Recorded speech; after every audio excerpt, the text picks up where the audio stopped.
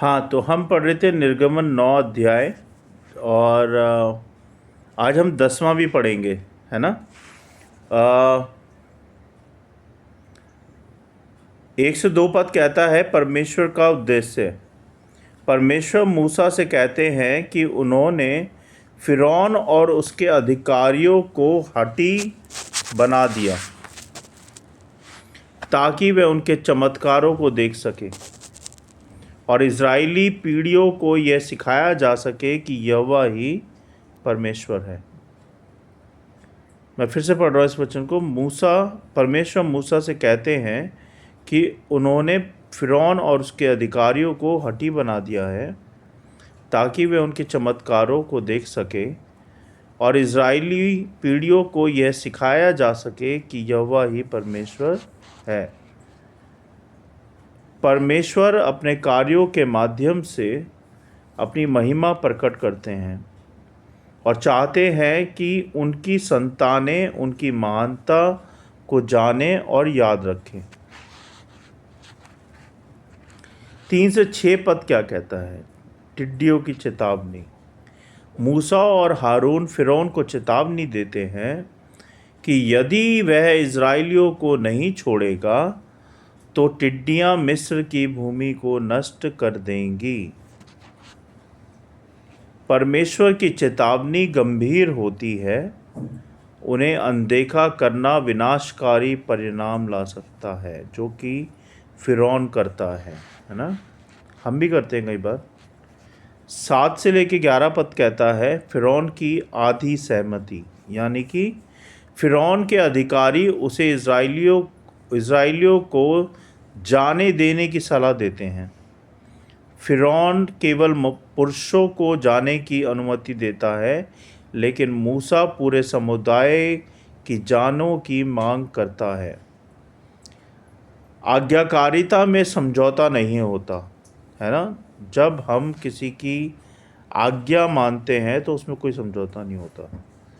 परमेश्वर पूर्ण समर्पण की अपेक्षा करते हैं, यानी कि जब आप परमेश्वर को फॉलो कर रहे हैं, उनके क्रूस को उठा रहे हैं, उनके साथ चल रहे हैं, तो ये कोई कि मैं आधा काम करूँगा परमेश्वर को, आधा काम नहीं करूँगा, ऐसा नहीं होता ना।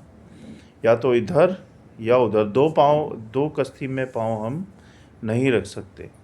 तो जब भी आप परमेश्वर की आज्ञाकारिता में चलते हैं तो आधे मन से नहीं चल सकते, या तो पूरा मन या बिल्कुल नहीं, है ना। तो यहाँ पे वही सिखा रहा है वचन कि आज्ञाकारिता में समझौता नहीं होता। परमेश्वर पुनः समर्पण मांगते हैं, यानी कि 100% आपके हृदय को, आपके मन को, आपको परमेश्वर मांगते हैं कि अगर तू मेरे पीछे मेरा क्रूस उठाता है तो पीछे मुड़ के नहीं देखना है, पूरे समर्पण के साथ तुझे मेरे साथ चलना है और आज्ञाकारिता में चलना है। 12 से 15 पद में लिखा है टिड्डियों की विपत्ति। मूसा के आदेश पर टिड्डियां मिस्र की भूमि पर आती हैं और ओलों से बचे हुए सभी पौधों और फसलों को नष्ट कर देती हैं। अब इसका उत्तर क्या कहता है? परमेश्वर की शक्ति प्रकृति पर भी शासन करती है, क्योंकि प्रकृति को, नेचर को, इस सृष्टि को परमेश्वर ने बनाया है, हम सबको परमेश्वर ने बनाया है। तो परमेश्वर की शक्ति हम सब पे शासन करती है। उनकी आज्ञाओं की अवहेलना करना, यानी कि क्या कहते हैं अवहेलना को?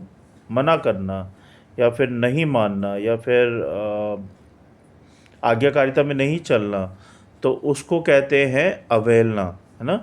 तो उनकी आज्ञाओं की अवहेलना गंभीर परिणाम ला सकती है, जो कि सही नहीं होता। और ये सिर्फ फिरौन के लिए नहीं था, आज भी ये हम सब के लिए है कि जब भी हम परमेश्वर की आज्ञाओं को नहीं मानते हैं और हम सोचते हैं कि कुछ नहीं होगा, परमेश्वर तो प्रेमी पिता है, वो हमें माफ़ कर देगा, हम जो मर्ज़ी करते रहें ज़िंदगी के अंदर, जीवन के अंदर, जैसे मर्ज़ी जिए जैसे मर्जी चले, नहीं। अगर आप परमेश्वर को मानते हो, परमेश्वर पिता से प्यार करते हो और उनकी आज्ञाकारिता में चलते हो, तो फिर आपको उनकी पूरी बात माननी पड़ेगी और अपने जीवन को उन्हें देना पड़ेगा, समर्पण करना पड़ेगा, जिससे कि आपका जीवन, आपके परिवार का जीवन नो को आशीषें परमेश्वर की ओर से मिलती रहे।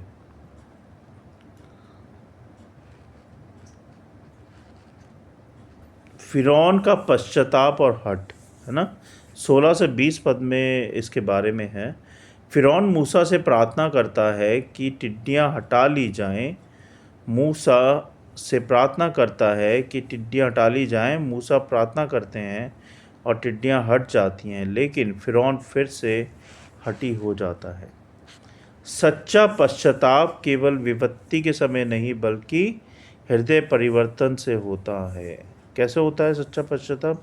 कई बार लोग सोचते हैं कि यार मैंने बहुत सारे पाप किए, लेकिन जो परमेश्वर के मंदिर में पहुंचते हैं, चर्च में पहुंचते हैं और जब वो पश्चाताप करते हैं तो वो अपने पापों का पश्चाताप करते हैं, है ना, कि परमेश्वर मैंने ये पाप अपने जीवन में इस समय पे ऐसे ऐसे किया और मैं इन सारे पापों की क्षमा चाहता हूँ। तो क्या आपको लगता है कि ये जब हम अपने मन में बोलते हैं तो क्षमा मिल जाती है? नहीं मिलती। क्यों नहीं मिलती वो मैं बताता हूँ। जब आप परमेश्वर से पश्चाताप कर रहे हैं, अपने पापों का अंगीकार कर रहे हैं अपने मन में परमेश्वर के आगे, तो उस वक़्त आपका हृदय भी परिवर्तन होना चाहिए। यानी कि जो बात आप परमेश्वर के आगे रख रहे हैं वो हृदय से निकलनी चाहिए, सच्ची होनी चाहिए, उसके अंदर ऑनेस्टी और ईमानदारी होनी चाहिए। तब जाके आपका पश्चाताप परमेश्वर को कबूल होगा, यानी कि एक्सेप्ट होगा। उसी को कहते हैं सच्चा पश्चाताप। जब आपके हृदय से चीज़ निकलती है, हृदय से पापों का अंगीकार करते हो, तब उसको कहते हैं पश्चाताप। ऐसा नहीं कि हमने आँख बंद कर ली और हम पास्टर या पादरी को या अन्य लोगों को दिखाने के लिए अपने पापों का अंगीकार कर रहे हैं, उनको लगे कि हाँ भाई ये अपने पापों का अंगीकार कर रहे। नहीं, हृदय से निकलना चाहिए, मतलब कि बिल्कुल सच्चाई से निकलना चाहिए और फील होना चाहिए कि आप सच में पश्चाताप कर रहे हैं अपने पापों का। उसको कहते हैं हृदय परिवर्तन और पश्चाताप। 21 से 23 पद में लिखा है अंधकार की विपत्ति, है ना। परमेश्वर मिस्र पर 3 दिनों का घना अंधकार लाते हैं, लेकिन जहाँ इज़राइली रहते हैं वहाँ प्रकाश होता है। क्यों होता है? क्यों होता है, हैं? परमेश्वर अपने लोगों की रक्षा करते हैं और अन्याय के विरुद्ध न्याय करते हैं, क्योंकि इज़राइलियों पर फिरौन अन्याय कर रहा था। तो इसीलिए परमेश्वर ने 3 दिन तक घना अंधकार कर दिया मिस्र के अंदर, है ना। लेकिन जहाँ इज़राइली रहते थे वहाँ पर अपने प्रकाश की अपनी आशीषें इतनी दी कि वहाँ पे उजाला रहा, क्योंकि परमेश्वर इज़राइलियों को वहाँ से छुड़ाना चाहता था और वो फिरौन मान नहीं रहा था। उसको इतनी सारी चेतावनी दी जा रही थी परमेश्वर की ओर से, लेकिन वो अपनी जिद पे अड़ा हुआ था।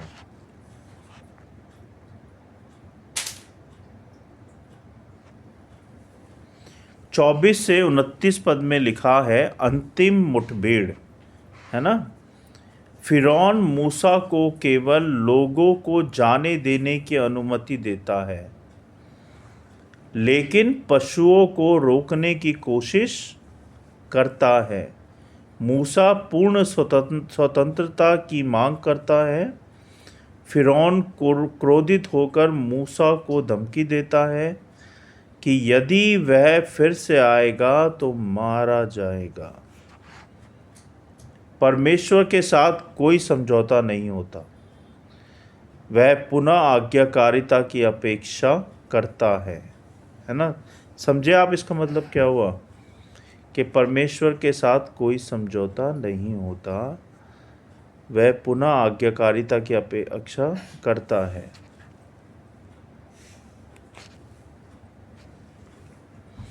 परमेश्वर की चेतावनी गंभीर होती है, उन्हें नज़रअंदाज करना खतरनाक हो सकता है। परमेश्वर की शक्ति सर्वोच्च है, मनुष्य की सीमित शक्तियाँ उसके सामने टिक नहीं सकती। तीसरी बात, परमेश्वर अपने लोगों की रक्षा करता है और अपने विश्वासियों को, अपने भक्तों को विपत्तियों से बचाता है।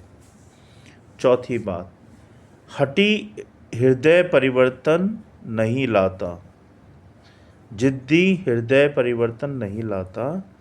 फिरौन की तरह जब हम अपने हृदय को कठोर कर लेते हैं तो हम परमेश्वर की योजनाओं को समझने में असमर्थ हो जाते हैं। तो आज के वचन हमने पढ़े 9 अध्याय और 10 अध्याय, है ना। मैं इसलिए दो दो करा रहा हूँ कि क्योंकि बाइबल बहुत बड़ी है, और अब मैं ऐसे ही कराया करूँगा, 2 अध्याय रोज़ाना लेंगे हम एक साथ। जैसे आज हमने 9 और 10 लिया, कल हम लेंगे 11 और 12। तो ऐसे ही हम पढ़ेंगे जिससे कि हम जल्दी सीखें और जल्दी हम बाइबल को ख़त्म कर पाएँ।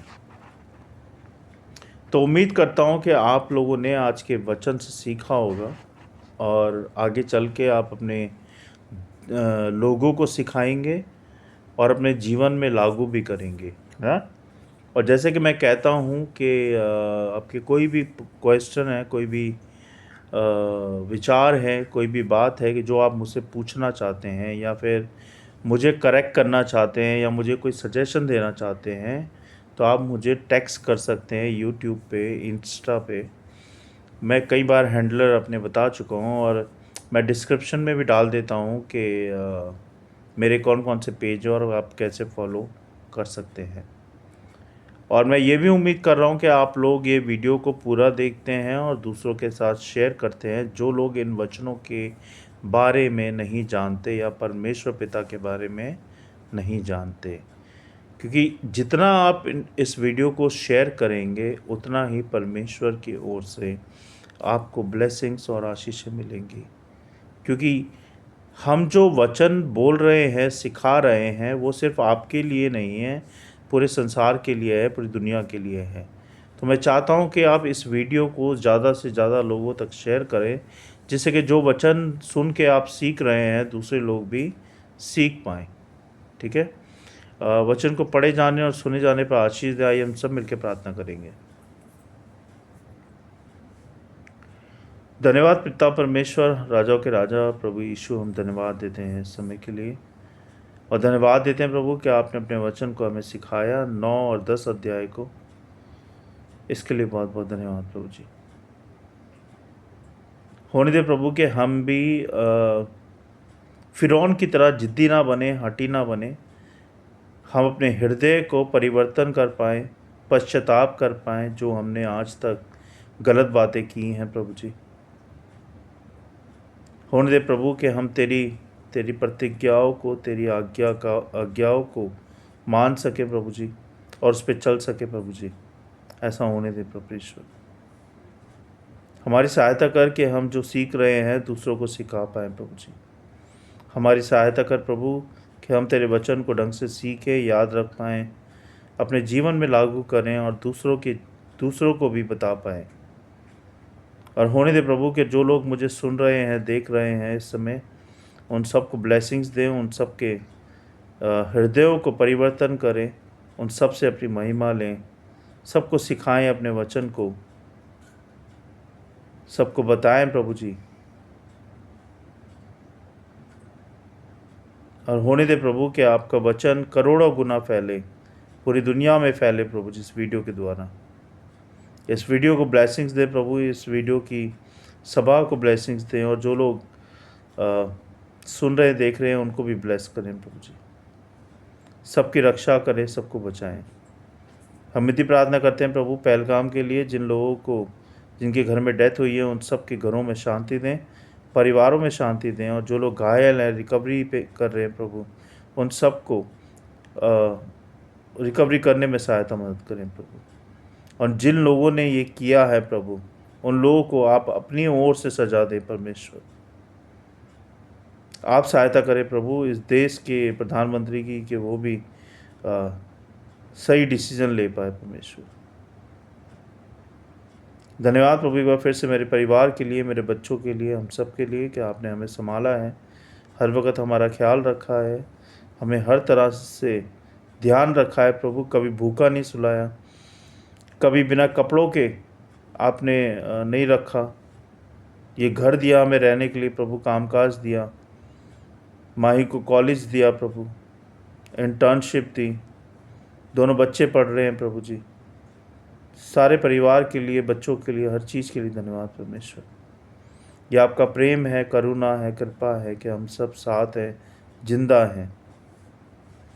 इस समय के लिए धन्यवाद परमेश्वर। इस घर के चारों ओर लहू का बाड़ा बांधे, अपना पवित्र लहू हर एक कोने में छिड़क दीजिए। शैतान की देखे अंधेरी शैतानी शक्तियों को इस घर परिवार से, मेरे लोगों से, मेरे कामकाज से, हर बात से दूर करें प्रभु जी।